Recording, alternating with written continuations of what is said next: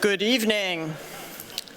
Good evening, and thank you for joining us tonight in this exciting opening to the exhibition and conference, Designers of Mountain and Water, Alternative Landscapes for a Changing Climate.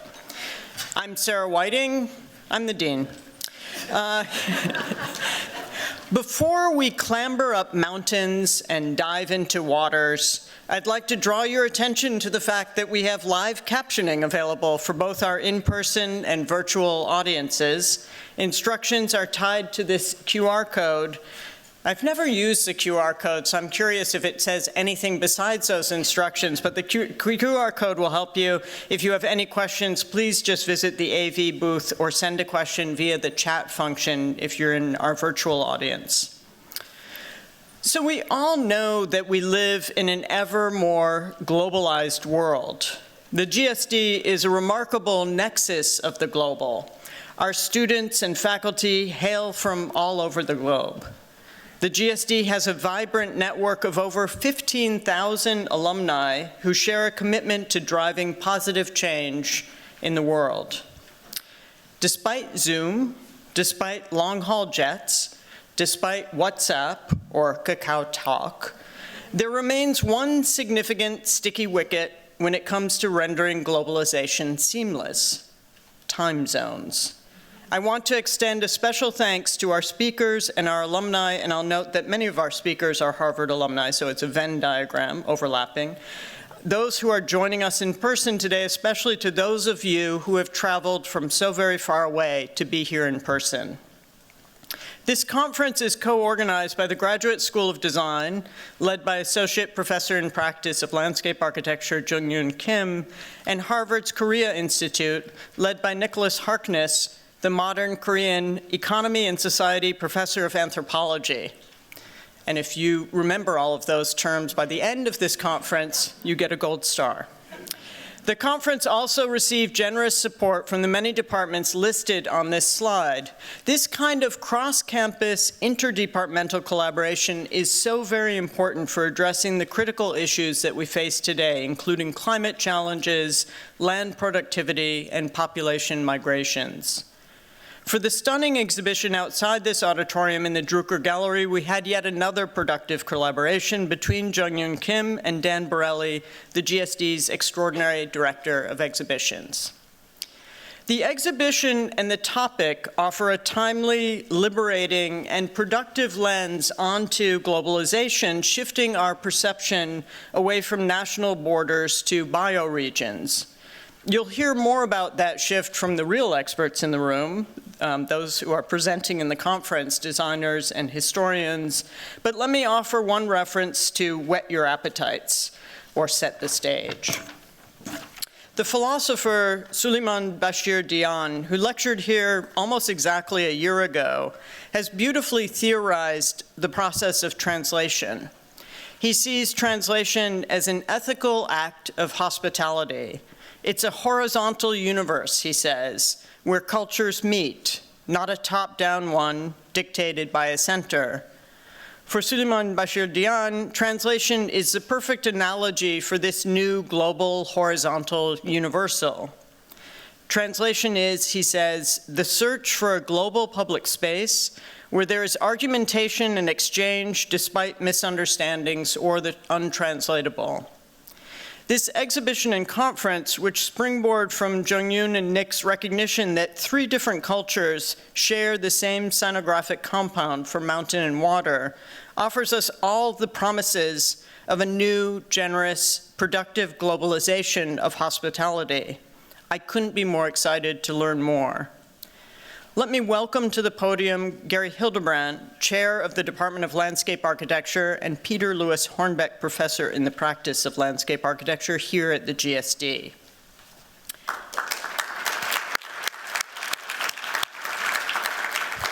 And I'm not leaving quite yet, because Gary and I would like to take a moment to recognize, congratulate, and thank Jungyoon and Nick for all of the work, all of the translations across disciplines and geographies that they put into this conference.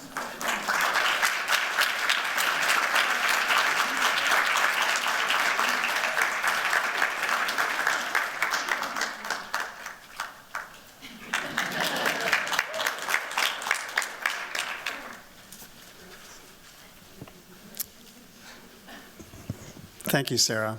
Thank you for your constant and generous support of our programs in landscape architecture. And good evening, everyone, and thank you for being here. The energy is palpable. It's my great honor to welcome our distinguished symposium speakers, our students and faculty, our Harvard University community across many departments and study centers, and our public audience. This promises to be an inspiring event. A very special welcome to our main speaker tonight, Kun Marisa Chearavanont. Thank you for being here.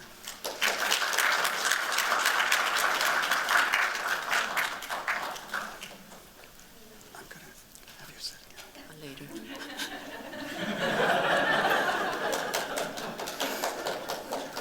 She can come up anytime she wants.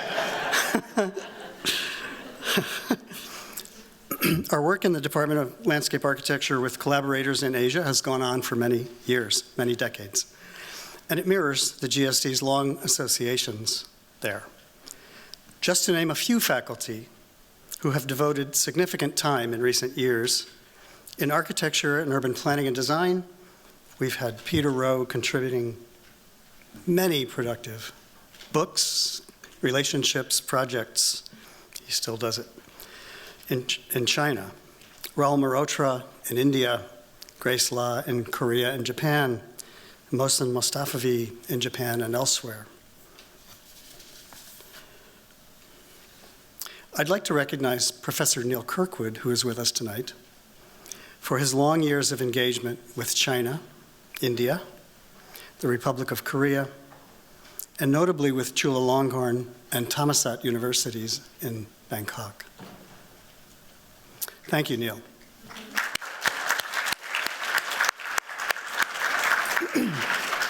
Professor Anita Berzbeitia, also here this evening, has, along with Neil, nurtured our outstanding partnerships in Bangkok. It's one of the reasons we're here tonight. Both have cultivated enduring ties and produced memorable and influential work with students over the past number of years. Our thanks to you both. Now, I too have been fortunate to work with Jungyoon and our outstanding partners at YKK-AP in Japan, some of whom are listening tonight. Shout out. It's a very early morning for them. You will see two YKK-AP projects tomorrow in a talk by Shinsaku Miyagi. So these productive and enduring relationships across the Asian continent have brought much to us and have given much in return. We aim to keep expanding them. And I want to say here that these very satisfying relationships with real estate builders, turnkey construction firms, manufacturing companies, universities, and foundations focused on resilience or regenerating forests, as the case may be, bring something very real to the students and faculty of the GSD. Engagement with these partners proves my longstanding contention that GSD is not the imaginary other of the so-called real world. Rather, our world at GSD is both speculative and real. In our teaching, our engagements with sites and place and culture around the world, with design research of all kinds, and with practice. And practice is present and real here at GSD. Several years ago, when we knew that Neil would soon seek retirement, told me today that he loves it. Though I understand there are still sightings in Asia, I made a pitch to Professor Jungyoon Kim to turn her research towards defining frameworks that would help us interrogate contemporary landscape architecture practices in Asia. And in addition, to take on a kind of ambassadorial role that would carry forward our partnerships in Asian nations and also here at Harvard. I asked the right person. Uni, as we call her, with affection, brightened at this prospect and immediately set to work with her usual dispatch dedication, and grace. She began to build relationships with the Korea Institute and the Asia Center. Her close friendship with Nicholas, the Institute's director, he will speak in a few minutes, has led to conceiving this event and the remarkable exhibition in the Drucker Gallery. Thank you, Nicholas, for your great work on semiosis and language, which inspired this shared enterprise, and for the immense show of support for the show and the symposium. We are very grateful to you.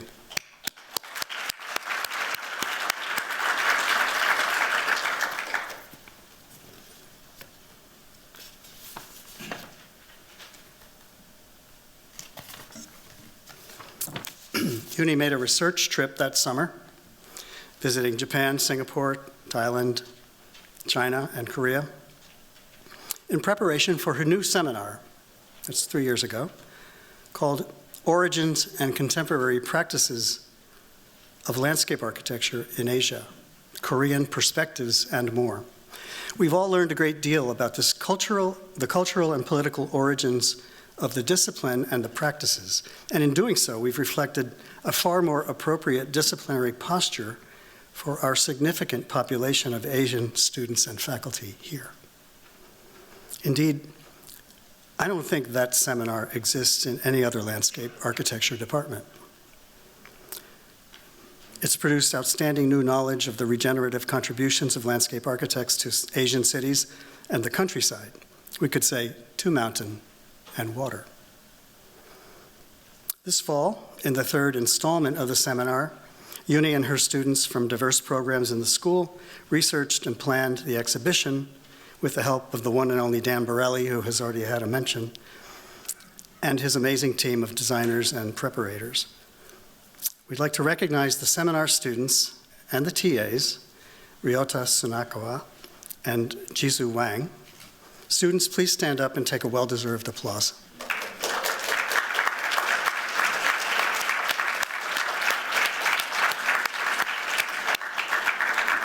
Yeah, they seem a little shy, don't they?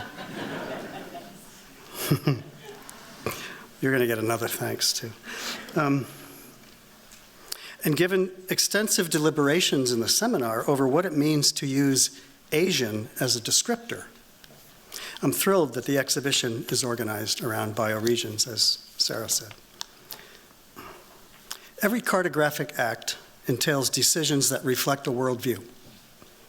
In this case, national boundaries do not appear on the maps in the gallery. In the context of today's contentious immigration rhetoric and dehumanizing border control, this is a welcome curatorial and cartographic choice. Bioregions have borders, but they're biophysical, ecological, and climatic, not political. And they're dynamic, and they're moving faster than ever because of extreme climate vulnerability. If we did this mapping in 10 years, we would notice observable shifts in the margins. The regions are moving. So it's thrilling to me to look at those images on the wall. So the class and Ryota did an amazing job. Really proud of that. And now I can introduce our host, really. Associate Professor in Practice Jungyoon Kim is a founding partner with Hyunjin Park of the remarkable firm in Seoul and Boston, Park Kim. She is a fantastic colleague. And she is the virtuoso organizer with others of a great team for this event and this exhibition. Tomorrow we'll see the very stirring work of Park Kim during the symposium's final panel. Please, a big round of applause for Uni Kim.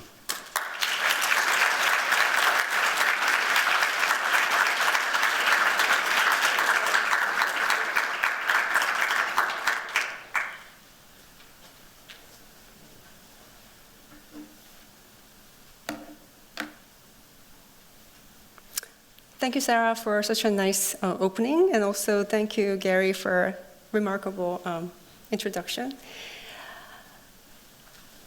Encounters with sansu. When I was a child, my father took my siblings and me to nearby mountains and streams almost every weekend. We lived in Gangnam, a newly developed residential area from 1980s, so precisely where the magenta dot is here. But I did not realize that it was an unusual thing to have mountain and water within a 10-minute drive from my home in such a metropolis like Seoul. A decade spent studying and working abroad from my mid-20s distanced me from that landscape. I grew more familiar with the Charles River and the River Maas of Rotterdam, as Sarah may remember, than with the Han River, and more accustomed to flat terrains and unbroken horizons. Returning to Gangnam in 2006, I realized that we quite literally live in the mountains. This time, that recognition arrived as a design problem. In project by project, I confronted mountain and water as both constraint and medium. The sinographic compound sansu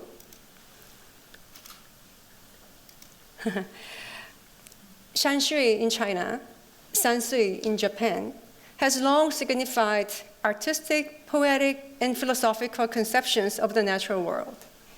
In my practice, it became something more precise, a design lens and a working method. Sansu shifted from a figurative backdrop to an active design strategy and language. 산수 전략, literally meaning strategy of mountain and water, became the title and conceptual driver for multiple projects, built and unbuilt. My partner, Jungyoon Park, who is here to speak tomorrow, and I spent countless days and nights asking what a contemporary sansu might be and how Korean sansu, grounded in our particular geomorphology, might differ from that of our neighbors. Framework. Why Asia? Why bioregions? This conference brings together scholars of Asian landscapes and nature with landscape architects practicing in Asian context. The exhibition presents 58 projects, all situated in Asia and designed by 23 Asian firms. Yet, as you have noticed, the title of this event does not contain the word Asia. That omission is deliberate. I invite you to read these works through their methodologies rather than their national labels. Landscape architecture is a young profession, as you know. Even in the United States, where it was institutionalized in the modern sense, its history is under 2 centuries. The profession is even younger in Asia. In Korea, for example, landscape architecture was formally established in the early 1970s, so barely 5 decades ago. It is therefore unsurprising that an autonomous lens capable of explaining Asian landscape architecture from its own context has not yet fully formed. In response, okay, I didn't click this slide. So this was supposed to be my notes before. So this is the map of Asia that we defined through the 13 bioregions. And then those are the list of the projects we are showing in the exhibition. I'll talk about it later.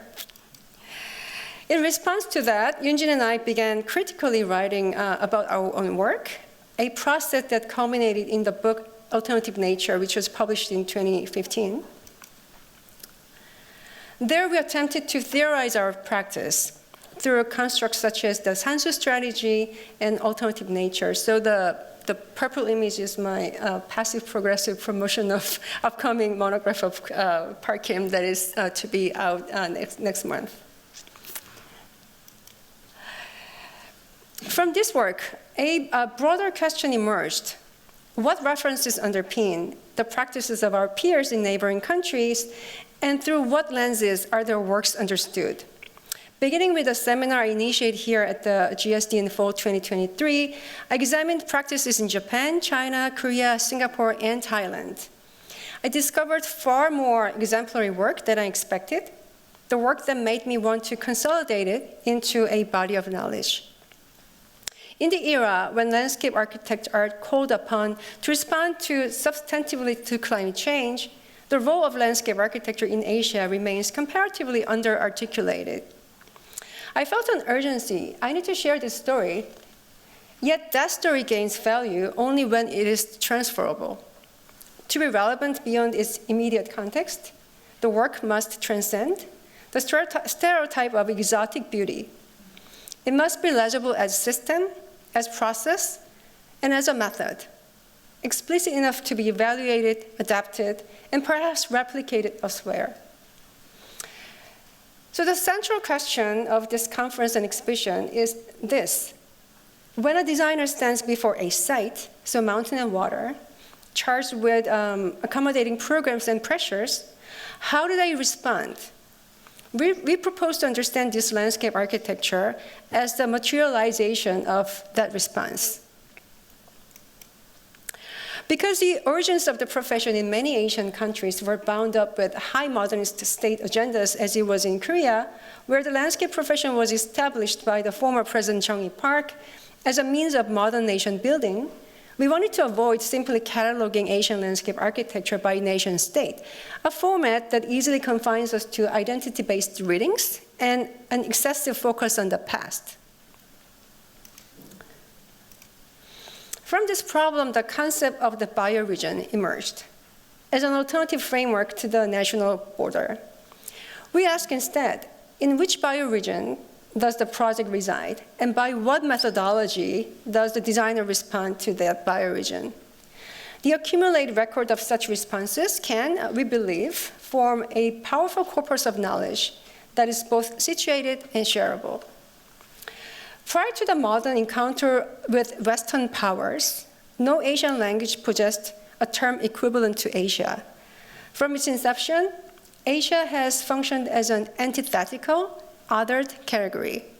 My hope is that this conference and exhibition contribute to reframing Asia, not as a fixed identity, but as a generative, fluid field of overlapping bioregions that continually produce landscape knowledge. The exhibition. The most visually dominant element of this exhibition is the topography of mountain and water, as you saw from the gallery, the core medium of landscape architecture and its fundamental design challenge. Accordingly, the gallery is wrapped with two tones of blue and black sectional drawings of multiple bioregions, cut every 5 kilometers at 1 to 5 million scale, with tenfold vertical exaggeration. So any of my former students here, they may remember how much I discouraged them to make any vertical exaggeration when they draw section drawings. But this time it was inevitable to show the topography in territorial scale. So don't tell me, oh, you did it.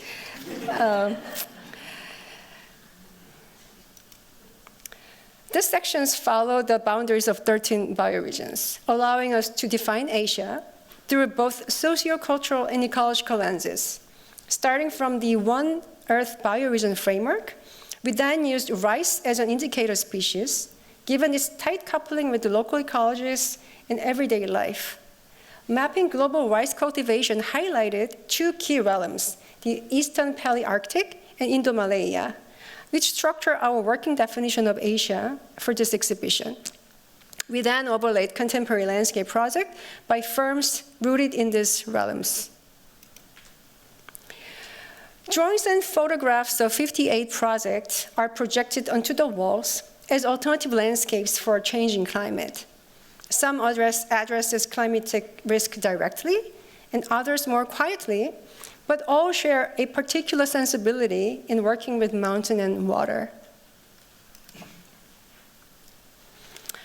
Land Processes Chulalongkorn Centenary Park in IM12 is a pioneering model of what designers of mountain and water can do. Tourandscape's Tianjin Chiyuan Wetland Park in PA 49 acts as an alternative nature of the lost nature by detaining stormwater, cleansing wetlands, improving soil, restoring native vegetation, and serving as an open class. P Landscapes Kaoyai Art Forest in IM12 transforms a former exploited farmland into an art forest, generating local employment and advancing more conservation-minded agriculture. I am very much looking forward to hearing more about this project from our keynote this evening from Ms. Marisa Chearavanont. Projects such as Anvilla in PA 50 by Trop and CJ Blossom Park in PA 48 by Park Kim invite you into a discourse on the aesthetics of sustainability through highly legible formal languages that organize their performances.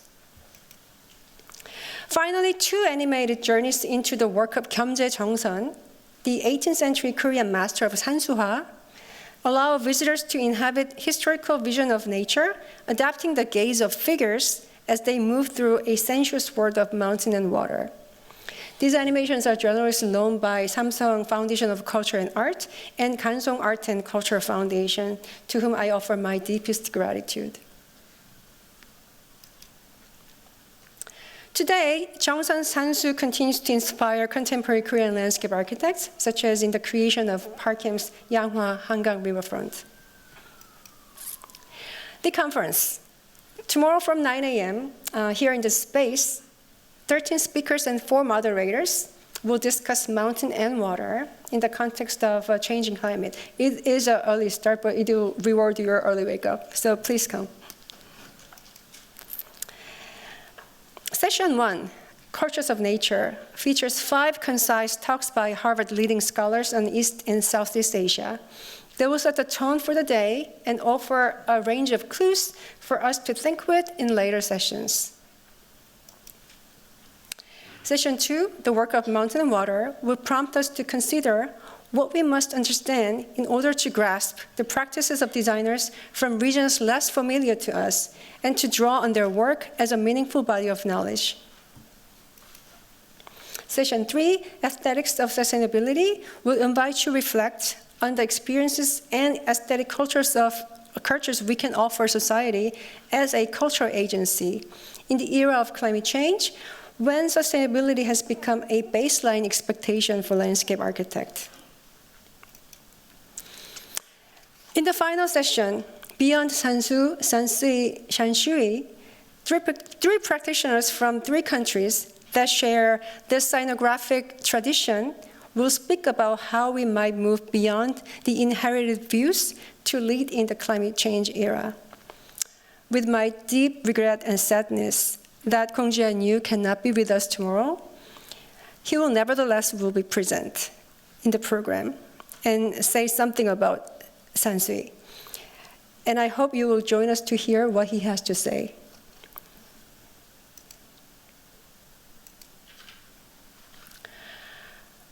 Working on this conference and exhibition over the past 18 months has been my true joy and profound privilege.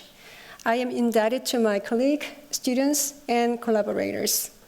First, I'd like to thank my dean, Sarah Whiting, for your such a unwavering support to this interfaculty collaboration.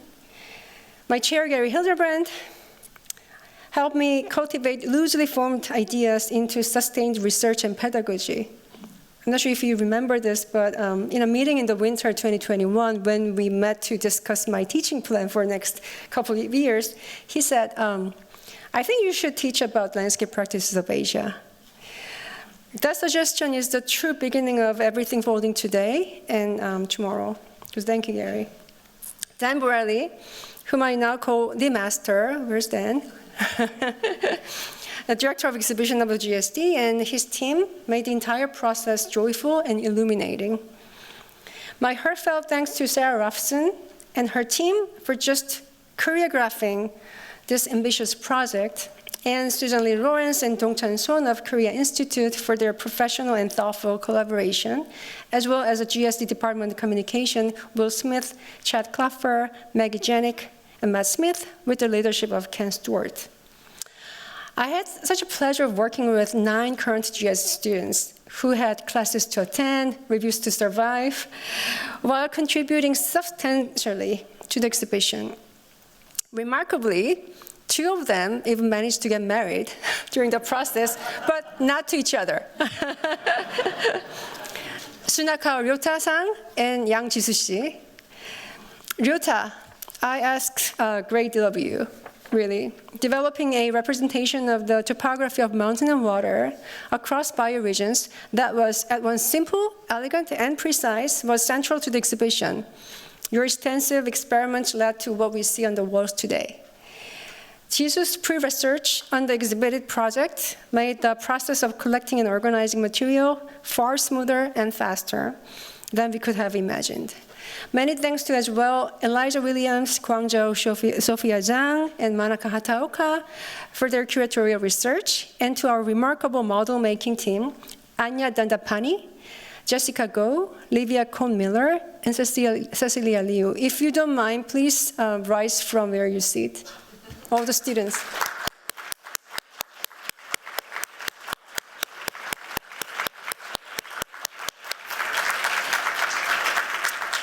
Okay, let me close by thanking, inviting, and introducing Professor Nicholas Harkness. You have such a long title, so. Nicholas Harkness is the Modern Korean Economy and Society Professor of Anthropology of Harvard University and the director of the Harvard Korea Institute and the co-organizer of this event. This collaboration began in September 2024. I received an email from Nicholas. I have an idea to float with you. Can we have a lunch sooner than later? Over that lunch, neither of us anticipated that the idea would grow to this magnitude. What started as a conversation about landscape architecture of Korea gradually expanded to encompass designers of mountain and water across much of Asia. And thanks to Nicholas, we were able to receive such generous support from the regional studies centers and institute across Harvard. It has been profoundly inspirational to have a prominent anthropologist on board, helping shape this transnational discourse on designers who care deeply about the lands they inhabit and the communities with whom they live together. So please join me in welcoming Nicholas Harkness.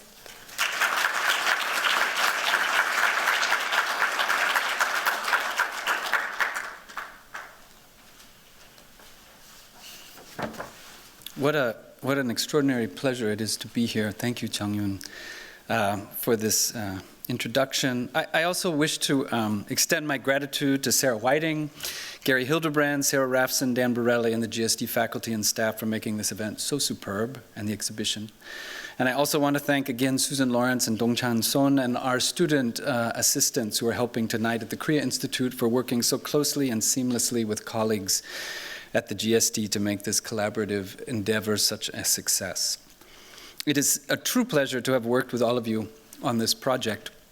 Over more than 4 decades, the Korea Institute has evolved from a small programming and grant-making organization into an intellectual leader and generative center of knowledge creation at Harvard, and I think our collaboration with the GSD is a testament to this. In particular, it has been a distinct pleasure and indeed a privilege to work with Jungyoon.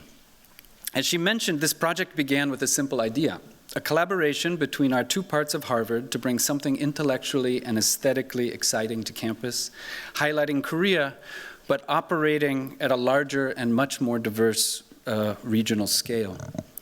Over months of discussion, research, inquiry, and collaborative writing, we found ourselves with this project, Designers of Mountain and Water, Alternative Landscapes for a Changing Climate.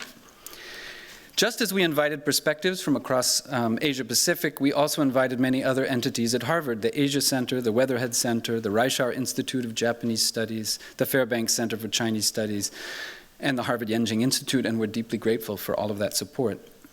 For me personally, it has been a serious education. I'm still a novice. I don't even need to say that in this room. I'm still a novice when it comes to the profession and theory of landscape architecture. My training and interest as an anthropologist is in how human social groups form and transform in relation to what is meaningful for them. In this respect, I'm interested in how human social groups think about, model, and build their worlds, their visions, and their futures. And that was my point of departure for learning from Jungyoon and from her field and from many of you.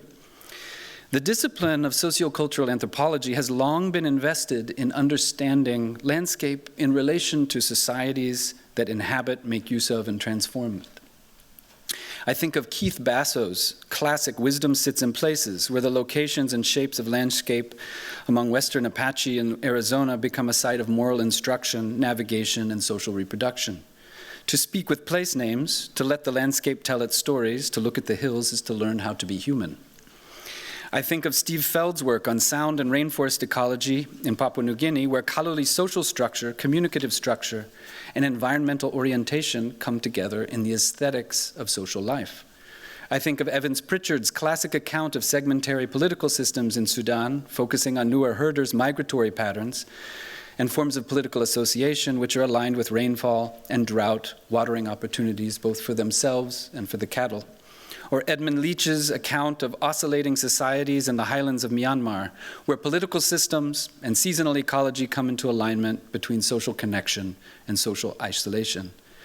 Franz Boas's early trips to the Arctic, where he wrote extraordinarily beautiful lines in 19th century German depicting the colors of the icy landscape and its sky, just as he was discovering that culture and language are probably better explanations than climate for why social groups have different views of the world. And I think of Nancy Munn's historical anthropological accounts of 18th century Manhattan Island through the lens of landscape, urbanization, and what she calls mutations of place in a rapidly transforming city. Or more recently, anthropologists Li Jingpeng and Tatsuma Padawan, who are developing the concept of semiotic landscapes to synthesize this anthropological history into a contemporary theory of meaning, sociality, and inhabited materiality. More recently, anthropologists of climate change have built upon this history of landscape by focusing on displaced populations, political conflict, and the uneven distribution of resources, the problem of sustainability. My senior, recently retired colleague, Steve Caton, had long-term research on water in Yemen. My PhD student, Ryan Jones' current dissertation research is on water transfers and political ecology in the California Delta. My new colleague, Ryo Morimoto, is looking at the role of toxicity in relation to politics and land use in Japan in post-Fukushima situation. My own research, and this tells you why I'm such a novice, my own research, though, has been somewhat far from all of this. Far from landscape, far from environment, and far from climate. I began with a deep interest in the human voice. Notice no pictures tonight. You see that? The human voice, the human body, human language, human modes of aspiration, spirituality, competition, and self-organization. I dedicated my research in South Korea to studying the way regimes of value intersect with widespread, powerful ideas about what is natural and what is more than natural. But most of my time was spent inside the body, where sound and speech are produced, in the small spaces of communication between people, where the social world is produced, and in institutions and their organizations where the social world, language, and culture more broadly is reproduced. So this project, Designers of Mountain and Water, has drawn me out to engage with new forms, new scales, and new questions. And yet one thing is consistent. In my research on the human voice, this mysterious linkage between body and sound and speech and song and interior and exterior and individual personhood and mass society, this research on the human voice revealed a truth. And the truth was, as miraculous and malleable as the human voice is, you can only make it do what it can do. You cannot transform it into something it is not. If you push too hard, it will resist you. If you overuse it, it will disappear. If you treat it as something it is not, it will fail you. It is mysterious and frustrating. So although we have numerous examples from around the world, Korea in particular, of really miraculous uses of the human voice to take it to the extreme of what the body can do and the expression of the body can be imagined as, its nature as a highly sophisticated structure of communicative anatomy lodged between the functions of breathing and swallowing means you can be bold, you can take risks, but you also have to submit to its limits and its whims. Simply put, you have to use it, you have to meet it where it is. And from here, with expert guidance from Jungyoon, I began to find my way to her knowledge and to the knowledge of many of you. That is, following what I learned from the voice and the human body to a discipline that also manages and deals directly with the intersection of what is fixed and what is malleable, what is historical and what is natural, what is bounded by national borders and what exceeds them through differently organized scales, what is given and what is made. In essence, as I understand it, landscape architects have to meet their object where it is. So here are a few things I learned along the way. And there's one prolegomenon, which is landscape architecture is not gardening. That was number one. So, point one, landscape architecture has to meet the earth where it is. Although it produces new forms, it is always working with what is given in context. Thinking of this conference and this exhibition, mountain and water are vital core elements of the earth as we encounter it.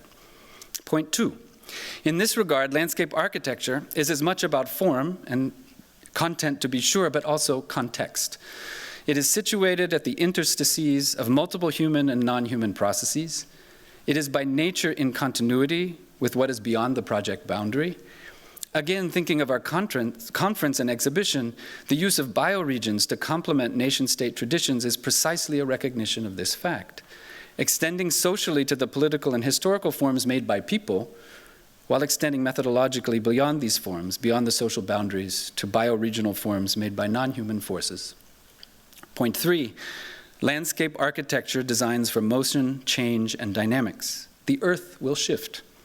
From the depths of the bedrock to changing soil conditions to the flora that provide ecology, infrastructure, and aesthetics, to the direction and the temperature of the wind. Landscape architecture works with the most fundamental variables humans have ever encountered in this world. Point four, landscape architecture deals with radical abundance and radical lack at the same time. In a sense, it is a practice of extremes, and yet it hides this fact by design. Whereas other kinds of architects certainly have a minimally required program that receive my admiration, walls and ceilings and the built structure in which we now reside, landscape architects in some sense are liberated to do anything. But always, at the same time, they must work at the limits and indeed with the mercy of the earth where we meet it. Point five, landscape architecture is vital and increasingly important, especially now as we are realizing the effects of climate change. The land we inhabit, both its shapes and its significances, are what allow us to build anything at all. Mountain and water are primary affordances, a fundamental precondition for everything from individual buildings to cities, and climate change, as we know, affects the core facts of this truth. Finally, point six, landscape architecture is deeply thoughtful and deeply cultural. By cultural, I do not mean the essentialist, coherence-presuming, tradition-reproducing mode that we often encounter and belittle. Rather, it is a vast system, a complicated system of distributed knowledge, meaningful social form, and communicative practices that makes thinking collectively about the future possible. And I saw that today in the workshop with the students and professionals working together to envision futures. In this sense, I think of the art historian Erwin Panofsky's quirky and facetiously titled 1963 essay, The Ideological Antecedents of the Rolls-Royce Radiator, which begins in the very first paragraph with the great landscape projects of England and Europe. In essence, a culture of mountain and water that intersects with other architectural innovations and aesthetics to produce a truly emblematic design form. As Panofsky put it, the composition of this radiator sums up, as it were, 12 centuries of Anglo-Saxon preoccupations and aptitudes. So even if we don't take it that far, and he himself suggested it was too far, we can understand designers of mountain and water to be thinking about alternative landscapes for a changing climate along a number of vectors. Local histories of thought and practice, the circulation of ideas and methods across regions and institutions, the specific social issues of the here and now, and the bioregional scales which extend beyond these others. And it is through cultural knowledge that we, in this way, can meet the earth where it is. This principle is a key, prominent feature of the big thinking that our keynote speaker for this evening, Marisa Chearavanont, has brought with her and her work. The works I've visited and am most familiar with, the Khao Yai Art Forest and the Bangkok Kunsthalle, both exhibit this ethic by their very design. The Khao Yai Art Forest, approximately 3 hours outside of Bangkok, is designed to allow the visitor to encounter the landscape without overdetermination. Each space is meant to be an opening, a discovery for the visitor. The works of art are not so much exhibited as embedded to work with the forms and flora of the land. Her team's work with the land was first to try to understand it. Let its character be expressed, let its ecological potential return, let its local communities participate, rather than curating and manicuring a garden. Likewise with the Kunsthalle, an old publishing house nearly destroyed by fire and abandoned for decades, it becomes an affordance for art installation and discovery where artists respond to the damaged structure with art and visitors respond to that connection with their own pathways into and out of it. Together, these two endeavors set an extraordinary model for how to meet the earth and social life and the city and buildings and objects where they are, and to find creativity and innovation at that meeting point. In addition to running the Khao Yai Art Forest and the Bangkok Kunsthalle, Marisa has founded numerous charitable organizations, including the Build Foundation, which provides educational access and infrastructure for underserved communities, and Chef Care's Foundation, which links social welfare, gastronomy, and sustainable models of philanthropy. And she also serves as special advisor to the senior chairman of the CP Group. So one of the great insights that Marisa brings to us this evening, in addition to this visionary work on landscape and art, passionate work in philanthropy, and specialized work in business and enterprise, is as a person with many, many dimensions. Having grown up in South Korea, studied in the United States, raised a family in Hong Kong, and built successful organizations in Thailand and beyond, she's in a unique position to speak in relation to the multiple perspectives that have come together in this conference and this exhibition. So with that, let us now thank Marisa Chearavanont for flying from Thailand to the freezing cold of Boston, where we have mountains of water, frozen water, just for her. Let us welcome her to this stage for this keynote address. Please come.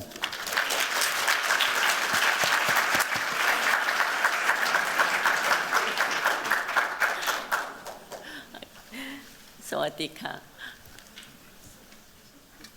Good evening. First of all, I would like to thank Dean Sarah Whiting for the inspiring leadership and welcoming voices from around the world into GSD community. Also, I would like to express my sincere gratitude to Professor Nicholas Harkness and Professor Jungyoon Kim, who visited me at Khao Yai Art Forest and convinced me to share my story today for Designers, Mountain, and Water. 15 years ago, I visited GSD as a guest. I still remember the energy. Walking through the studios and the halls, I felt it in the air. And spirit of curiosity, inquiry, experimentation, and courage. It was clear that what begins here is never meant to stay within these walls, but to move outward, shaping landscapes, landmarks, cities, and the new futures. I admired it far distance. I still can't believe I'm here in front of you today. It feels deeply humbling and also very personal. Thank you for welcoming me. I also would like to honor our collaborating architects who helped us bring the forest to life. First, Wanapon Ponpapa, who is the alumni of GSD, and her team of P Architects Landscape, who created the master plan from the very beginning and guided me through its early stages. When I had very little knowledge of forest or landscape, and she had an amazing team. And Atsushi Kitagawara, who shaped this living landscape of Fujiko Nakaya's folk forest from the abandoned tapioca field. Also, another alumnus of GSD, who is here with us, Chatpong Jin Ludimon from Chat Architects, who is working with us on the craft pavilion and artist residence on the rice field.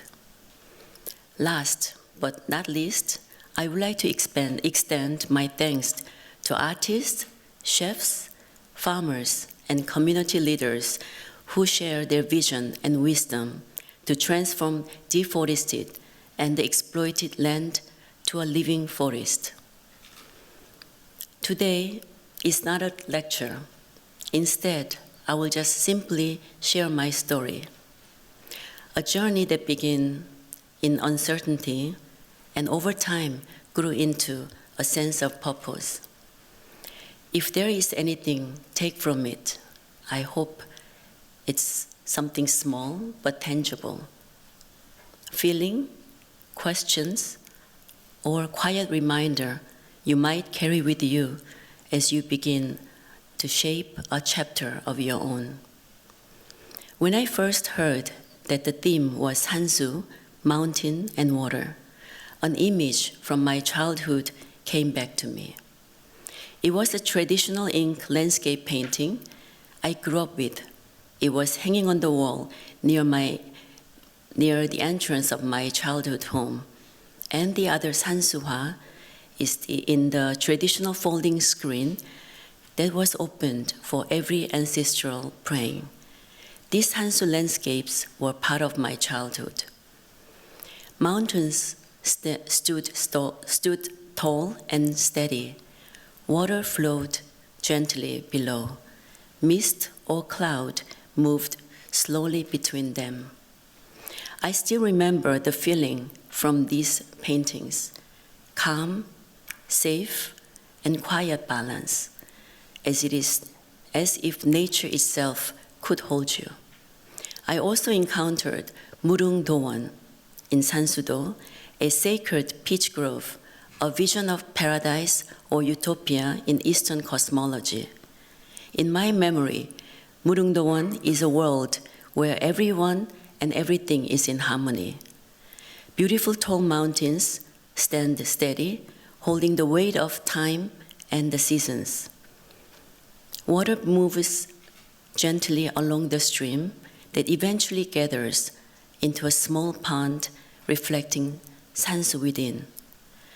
Clouds gather and fade, quietly linking earth and sky. And peach trees are both blossoming and bearing fruit as if the land is offering beauty and abundance at once. Children play without fear. Elders sit close by, giving the feeling of mutual respect. But Murung Dowan is more than a dreamy view. It is a doorway to sanctuary where time slows, mind clears, and the heart becomes still. It feels safe, warm, and balanced, not just something to look at, but a place to enter. When I was invited to speak about Kaoyai Art Forest through the lens of sansu, I realized it wasn't a coincidence. In time, I came to understand that those images and feelings plant a seed deep in my mind. In many ways, Kaoyai Art Forest is the seed grown into landscape brought to life. A childhood dream of sansu sanctuary, now a forest I can enter. This evening, I want to share how this forest in the northeast of Thailand slowly became my sansu classroom. Kaoyai Art Forest was once exploited by refugees. Now it is becoming a living forest. It is alive and evolving in relationship with the nature, people, and time. It offers a sense of shelter through quiet harmony, holding balance among all elements: land, water, weather, art, and human presence. The land is being restored through reforestation and regenerative farming, habitats for migrating birds and returning butterflies. Artworks are created in dialogue with the site, shaped by climate and light and time. It is a living system where nature, culture, and community continuously shape one another. From this work, a larger question emerges. We begin to ask how landscape can heal, how art can serve as a tool for regeneration, and how the ancient philosophy of sansu offers a way of designing with a care and consciousness in a world increasingly defined by disconnection. San, mountain, it is a stillness, it holds memory. Su, water, it is movement, it carries change. Together, they form a cosmology of time, continuity, and interdependence, a lens through which we can reimagine out responsibility as human in a world looking for wholeness. Sansu teaches us balance. Over time, this balance was neglected and eroded by acceleration of industrialization and the violence of consumption. Sansu asks us to stop treating nature as a backdrop and instead return to it as a teacher. Where mountains teach steadiness in a restless world, and water shows us how to move without force, grounding and guiding us in a world that has forgotten balance. In times of ecological stress, this philosophy becomes a guide. It invites us to design not to dominance, but for coexistence, to listen before we intervene, and to remember that balance is not something we create, but something we learn to keep. Before I continue, I would like to pause so I can share the video of Khao Yai Art Forest coming to life.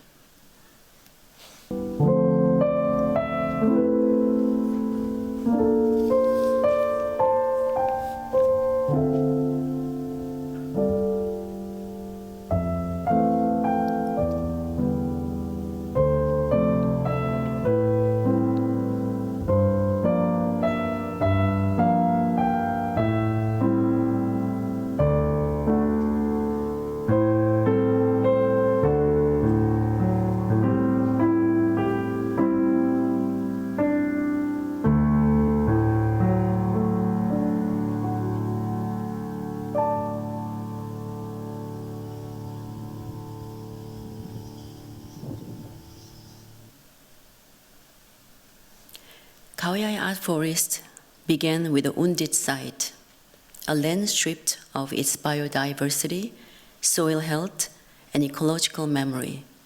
We asked a simple but radical question: what does the land want to become? What can be restored? What can return? What can finally be able to thrive here? Our land, which is about 120 acres, gave us 3 principles, learned through listening and observing. First, preserve the silence. At Khao Yai Art Forest, silence is not emptiness, it is a medium. When you enter the forest, the first invitation is not to look, but to listen. To the soft rustling wind through the canopy, birds and insects, and distant cicadas, thick leaves underfoot, and the changing rhythm of the day. The kind of listening opens our senses. It opens our urges to rush. It softens our urges to rush, to consume, and to feel. In that attentiveness, we receive a different kind of energy, not from stimulation, but from being present. Silence also teaches respect. It reminds us that forest already has its own order, tempo, and intelligence. Our role is not to dominate the site, but to care for the condition that allows it to remain itself. Silence allows art to offer its intention, quiet message.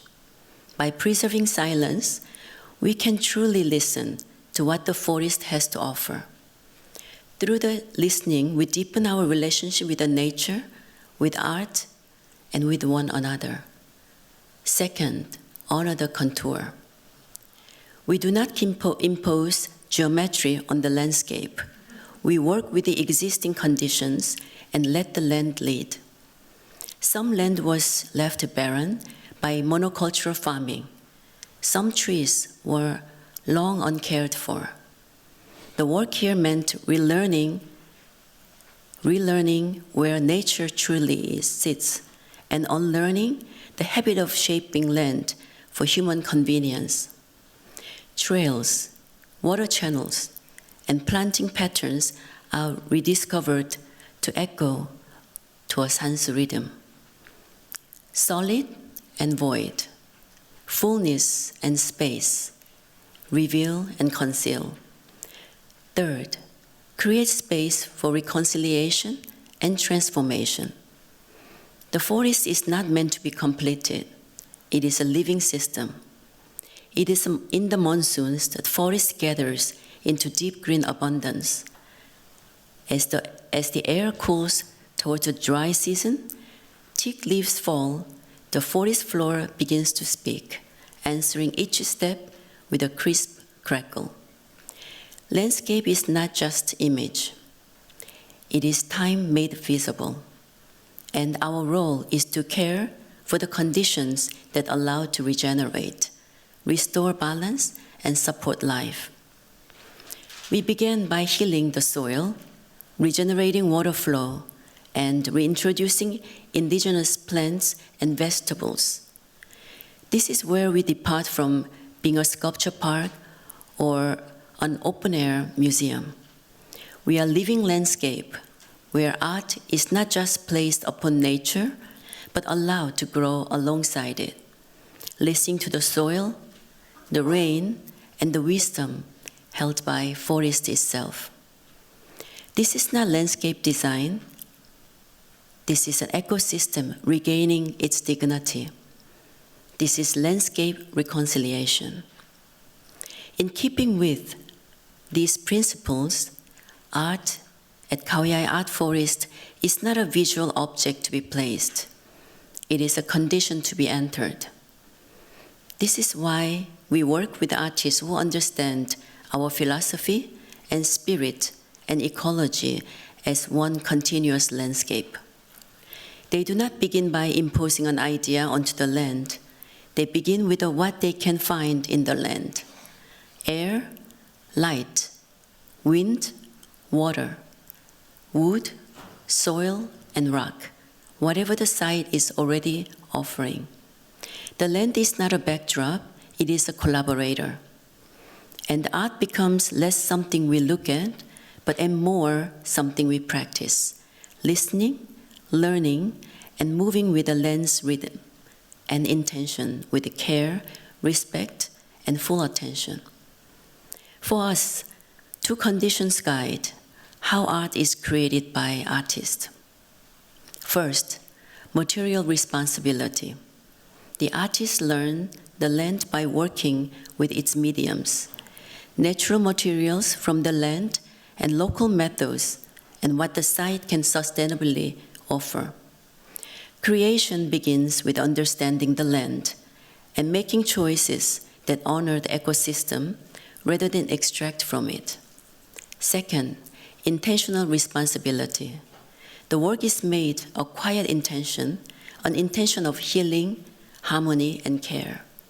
So visitors receive more than a visual experience, but they often receive emotional restoration, balanced energy, and a reminder of coexistence. When both are present, material respect and clear intention, art becomes a living practice, rooted in the land, restoring something in us. Upon arriving Khao Yai Art Forest, you will find the tunnel. As you pass through the dimly lit passage, you emerge into a space where sunlight filters through. Time softens, and life invites you to pause and be present. At the Sala, our place of welcome, you are received with a quiet kindness and introduced to our principles. respect the silence, connect with the nature, breathe deeply, and allow stillness to hold you. This is a place to slow down, listen deeply, and arrive fully present. Francesco Arena, God was our first work created toward restoring the land's ecological memory. The ancient stones, together weighing nearly 60 tons, stand stacked among teak trees. Each took 150 million years to form. The lower stone was cut by local carver to create a flat top surface, and at its center, the letter O was engraved. The upper stone was also carefully cut on its bottom surface, and toward both edges, the letters G and D were engraved. When both stones stacked, their cut surfaces met. The letters aligned to form G-O-D, God, unseen from the outside. Visitors respond by touching the stone, pausing, feel the energies from the stones, and also they're praying their wishes upon them. Louis Bourgeois Mamang was blessed by monks with holy water and placed in a rice field tended by local farmers. As the season turned, rice grew golden and bent a harvest, an image of motherhood, nurture, care, and rebirth. We had 2 harvests since then. Perched on one of the mountain's peaks, Richard Long's Madrid Circle traces life as a journey. Slate stones from a circle weathered. Then new grass breaks through. It speaks of time, endurance, and return. The climb of the peak becomes a quiet meditation shaped by breath and steady presence. Once at the peak, visitors often walk around Richard Long's Madrid Circle clockwise as Buddhist walking meditation, slowing their breath and settling into stillness. Ubasat's pilgrimage to eternity scatters clay stupas formed from Khao-Yai soil across the forest floor. Rain, moss, and time reclaim them, not as disappearance, but as return. Delcy Morelos Ovum is one of our future projects. It began with a practical need. We dug a pond for farm water and uncovered a major rock formation 5 to 10 meters underground. That discovery became a starting point for the new art collaboration with a Colombian female artist who is shaping the landscape into an open-air, oval-shaped meditation pavilion. A reclaimed wooden structure will float above the excavated rock chambers, and limestone boulders underneath, and water gathering within the site during the monsoon season, allowing wood, rock, water, and the air to coexist in balance. Together, art reclaims its place within nature. The most prominent intervention at Khao-Yai Art Forest was created by Fujiko Nakaya. Before I go into the details of our collaboration with Fujiko-san, I would like to invite you to watch this short video. The music was composed by Ryuichi Sakamoto, a close friend of Fujiko, exclusively for her.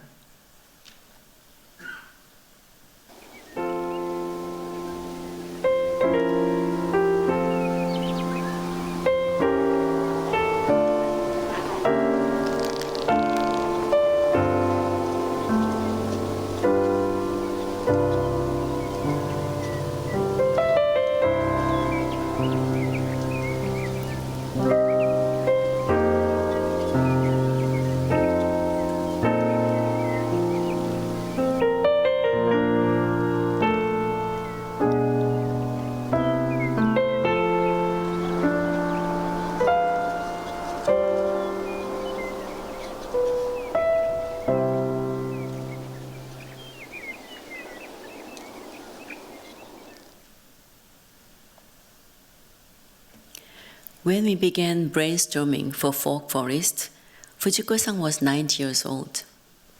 She chose 8 acres of abandoned tapioca field. More than 30 years of cultivation had depleted the soil and reduced the biodiversity and left the land no longer abundant. In a sansu way of thinking, landscape is not a scenery. It is a living system. We began by observing the site, wind patterns, temperature, and the humidity shifts, changing light and ground conditions. Folk forest follows the climate rather than controls it. It works with wind, moist, and the temperature. And the landscape itself was reshaped with the gentle rises and shallow contours to slow the fog's dissipation as it settles and moves down through the bottom of the field. It took 1.5 years to complete, with many visits by artists and the landscape architect to observe the nature and adjust the art installation along with it. What emerged was not a fixed design placed onto the nature, but a work shaped by land, weather, and time. Each folk installation becomes a different sansu live landscape, never the same twice. Folk gathers and become mountain, and it thins, become air. Nothing here stays still. The folk has no fixed shape, yet sansuhwa takes form in our own perception. What unfolds is a timescape. A landscape reveals through time. When I enter the fog, I let myself disappear. What fades is not only the view, but what I carry inside. The rush, the weight of expectations, the habit of holding on. As a child, I pictured Murungdowan as a heavenly place hidden in clouds, a secret paradise you could step into. What memory returns when I experience Fujiko Nakaya's folk forest and then feel it deepened when I approach and finally enter into it. In the fog, the usual points of reference disappear. The horizon fades, the scenery dissolves. For that moment, you are quietly alone, almost as if you are inside a cloud or in heaven. It feels unexpectedly healing. Letting go, it's not loss. It is a blessing, and release in the dense mist as if it's calligraphic heaven. This is another form of spiritual healing.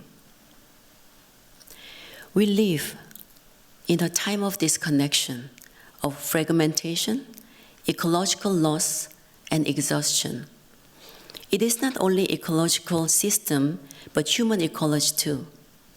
Every place holds both ecologies, a physical ecology, landform, water, climate, materials, and a human ecology, care, intention, patterns of use, and how people relate to one another and with the site. When they are aligned, meaning can emerge, a place with a presence, balance, and deep coherence. I would like to leave you with the 3 sansu questions. First, where is the mountain? What steadies your design? What does it protect? Second, what is the water? What does your design adapt to evolving technologies, shifting cultures, and new way of living, especially we enter the era of AI? Third, where is mist, invisibles, in the space between forms where humility, empathy, and imagination can manifest? These questions reflect the ethics of what we protect and what we allow to change and what we make room for care and humanity to enter.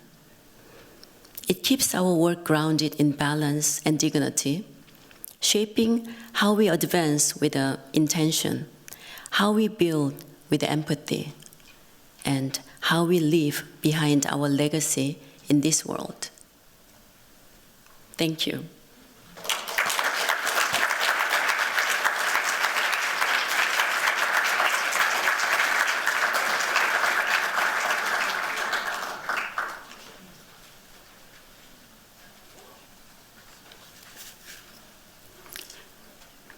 Thank you, Marisa, for a beautiful talk.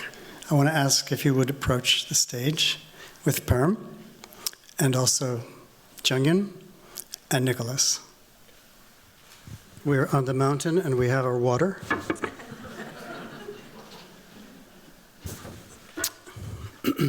Marisa, it's so personal. Thank you. It's so poetic.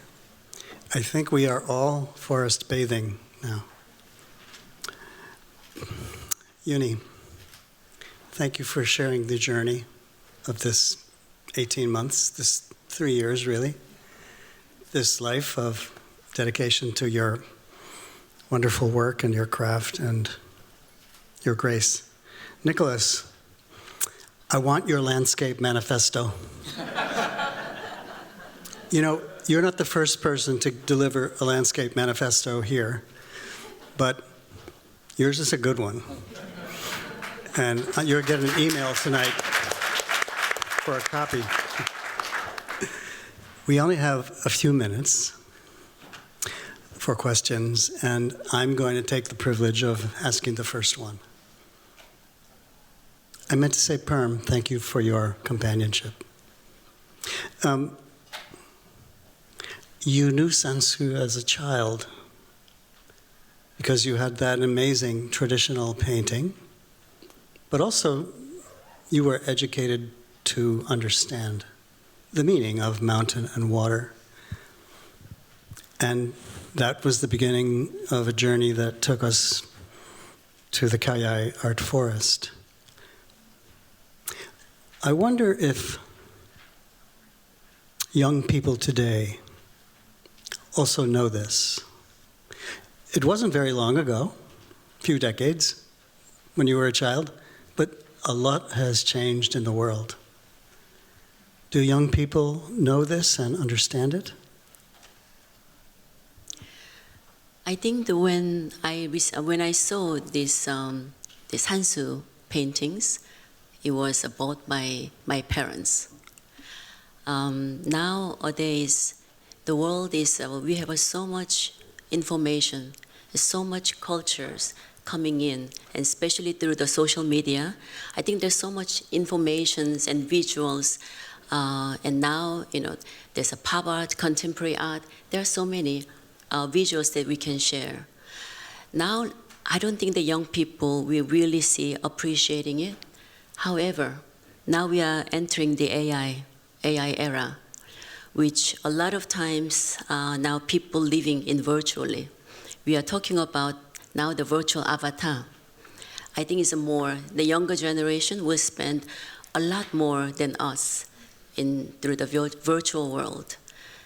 What that means is we are human. I do believe that we have to get our human instinct and spirit, we're longing for the balance. We cannot just consume our time to just in the virtually, and to living in the world with all these machines and other now it's a current environment. I think that's why now I think it's going back. Now even I see that the young people start to like a retro, and I'm sure that maybe it will take some time, but they will appreciate our very basic, basic philosophy, become a sansu, will be entering to them. Thank you. Thank you. Actually, I think like coming from a slightly different generation, and I think this is one of the discussion we've been having. Oh, so not to Herm is the vice chairperson of the Kauai Art Forest Foundation. Sorry, we missed you. Okay, I think one of the discussion we had with like how we take sansu forward from a tradition into today or into the future. Like what Marisa mentioned, we enter the AI era. I think human interface has been enhanced so much by the advancement of technology. And I think what's interesting with this is that all philosophy, aesthetics actually come forward into the future. We just change the way we interact with them. For example, the digitalized sansu just outside, I think that's the best example of what it is. And I think like Marisa's childhood memory of Murungdowan, how she would look at it, contemplate, reflect from seeing the image.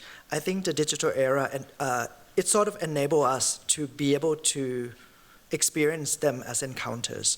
And I think these different interfaces will make the meaning of what sansu is, like going forward into the future. And I think this is my generation's answer. And you're so young. Thank you. Jungyoon. Yes, if I may. So Kun Marisa, I remember when we met for the first time. No, actually before that. So up until high school age, I know you live in Korea, which is PA 48. We call it from the bioregion category. And then now you live in IM 12, where most of the Thailand is located. And then such a very dramatically different climatic condition and also geology. Korea is more like it's a temperate climate where we have four distinct season change, whereas IM 12 is tropical condition. You always have like forests and thick forest, like jungle, that you don't really meet the mountain in everyday life. Whereas you once mentioned that you hated hiking in Korea when your older brother brought you to hike in the nearby mountain. But then when I visit Kauai Art Forest, the way you treat mountain and you really feel yourself very familiar to mountain is really how Korean feels about mountain, no matter if they like it or not. So I just wonder, I think you answered this question already through your talk, but I just want to know more about how you actually recognize it in yourself, that your approach and attitude toward the mountain and water by living in this multiple different bioregions through your life. I think, I don't know whether, probably it is aging. Well, when I was in Seoul, living in Seoul, actually we live in the Pyeongchang-dong, which is in the, almost the bottom of the mountain. And I was living in Hong Kong for 21 years. Also, I was living in the peak, which is also in the part of the mountain. I didn't enjoy hiking. All the mountains for me is a landscape. I never really attempt to entering it. One of my friends told me that I never went to the reservoir in Thai time in Hong Kong. They shocked. You live so near, how can you not go? But it's just not into. But when I think the COVID was, for me, it's a blessing in disguise. When the COVID happens, our whole family was moving to our summer country house, which is in Khao Yai. We were there for 9 months. We didn't go out of the gate of the house for 9 months. My father-in-law is very much kind of germophobic.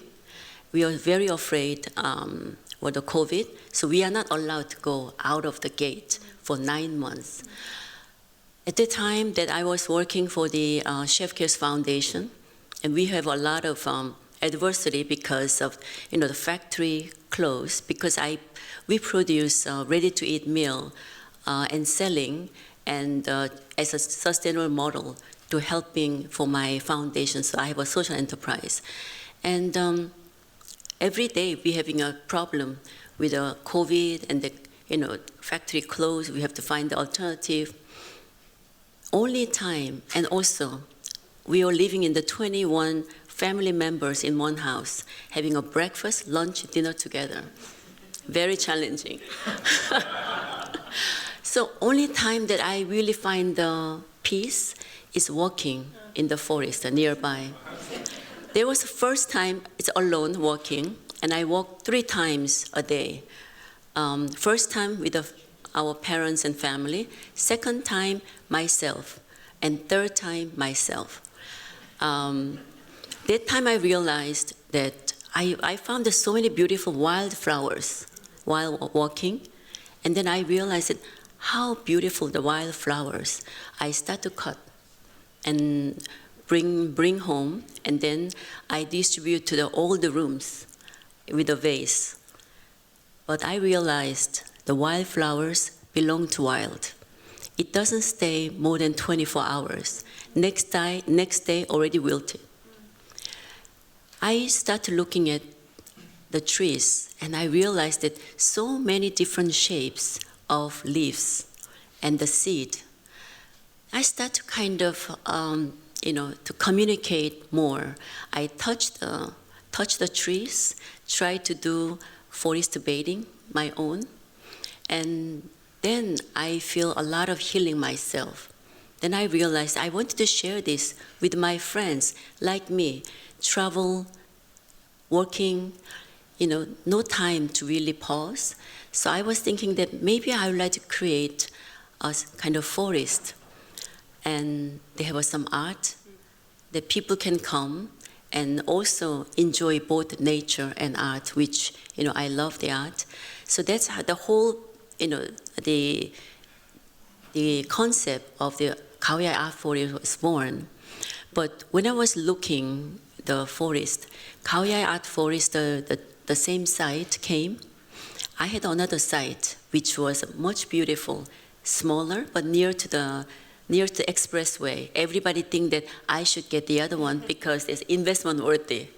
But for me, I like the Khao Yai Art Forest site because it was much more remote and bigger. But more reason was it was exploited.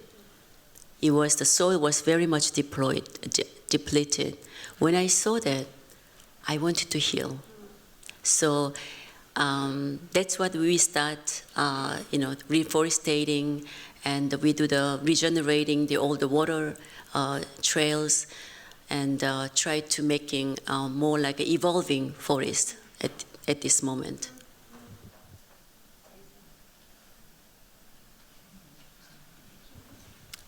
I think, in a sense, you've already opened up the question I was going to ask, which is, it seems like you have arrived very much at a coherent philosophy of how to engage with Khao Yai Art Forest and land.